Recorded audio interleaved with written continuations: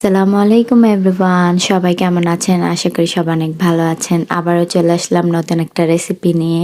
জিলাপি আর রাবড়ি বানাবো। কাপের 1 কাপ বেসন নিয়েছি, আধা কাপ আটা নিয়েছি, আটা বা ময়দা যেটাই থাকে।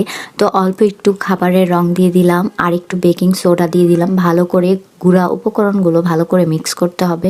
তো আমি হাতের সাহায্যে সবকিছু ভালো করে মিক্স করে নিচ্ছি।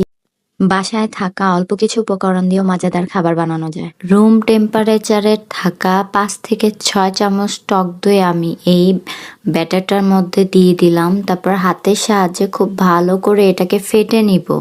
আমি কিন্তু কোনো রকম পানি ইউজ করিনি। যে টক দইটা দিয়েছি সেই টক দইয়ের সাহায্যেই কিন্তু আমি পুরাটা ফেটে নিয়েছি। ঠিক এরকম হয়েছে ব্যাটারটা। আমি একটা পাতিলের মধ্যে 2 কাপ পানি নিয়েছি, 1 কাপ চিনি নিয়েছি আর নিয়েছি 2টা এলাচ। তারপর পানিটাকে ভালো করে ফোটাবো। যখন ভালো করে ফুটে আসবে আমি এর মধ্যে একটা ছোট্ট দেখে লেবুর টুকরা চিপে দিব, কারণ আমি শিরা বানাচ্ছি, শিরাটা পারফেক্ট হবে, কোনো রকম আঠালো বা লেগে থাকবে না। একটা পাত্রে 2 কাপের মতো দুধ নিয়েছি আর আমি যে চামচটা ইউজ করছি ওই চামচ দিয়ে 1 চামচ চিনি দিয়েছি। তো এটাকে ভালো করে ফুটাবো আর আমি এর মধ্যে একটা এলাচ দিয়ে দিলাম যাতে একটা সুন্দর স্মেল আসে। তো বলক চলে এসেছে আমার, দুধটা অনেকটা বলক হয়ে গিয়েছে, জাল পড়ে গিয়েছে।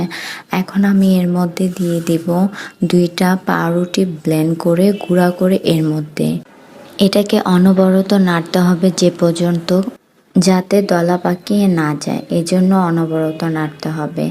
আর আমি এখন যেটা বানালাম সেটা হচ্ছে রাবড়ি, যেটা কিনা আমরা জিলাপি দিয়ে খাবো। তো খুবই মজা হয়েছিল আমার রাবড়িটা। তো আমি যে ব্যাটারটা তৈরি করেছিলাম, রেডি করেছিলাম, ওইটাই সুন্দর করে এখন জিলাপি শেপ করে আমি তেলে দিয়ে দিচ্ছি। আমি যেহেতু একা ভিডিও করছিলাম এজন্য তেলে দেওয়াটা আমি ভিডিও নিতে পারিনি, তার জন্য সরি। বাট আমি কিভাবে করেছি A to Z আমি দেখিয়ে দিয়েছি। আর বাসায় অল্প কিছু উপকরণ দিয়েই কিন্তু আমি বানিয়ে ফেলেছি, আমার বাইরে থেকে কিছুই আনতে হয়নি। তো সুন্দর করে জিলাপিগুলো ভাজা হয়ে গেলে ওই তেলের মধ্যে থেকে উঠিয়ে আমি ওইটাকে শিরার মধ্যে দিয়ে দিচ্ছি। শিরার মধ্যে 2 থেকে 3 মিনিট রেখে আবার ওইটাকে উঠিয়ে ফেলছি। তো রেডি হয়ে গিয়েছে আমার জিলাপি।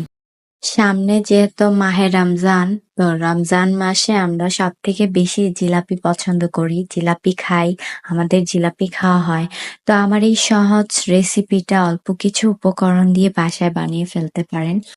আর যদি রমজান মাসে কোনো গেস্ট হুট করে বাসায় চলে আসে, তার সামনে যদি আপনি ইফতারির সময় এই